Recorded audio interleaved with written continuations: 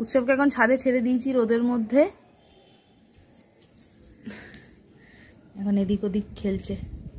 একটু পরে ওকে স্নান করাবো। এই যে ফুলের মধ্যে মাটি ছিল সেই নিয়ে খেলছে। তুমি রোদ খাচ্ছ? এসো না, তুমি খেলছো? উৎসব এটা কি? এটা কি বলো? ফুল?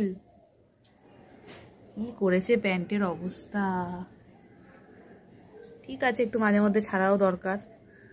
ছাদে রোদ আছে বেশ গরম গরম, তাই জন্য ছাদে একটু নিয়ে এসেছি। চলো, আপুস করবে। প্রথমে নামতে চাইছিল না, তারপরে এখন নিচে নেমে গেছে।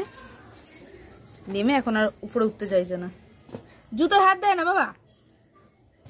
টুকি মামা, টুকি ওলি বাবলি, ওলি বাবলি, ওলি বাবলি। কে আসছে? কে আসছে? কে আসছে গো?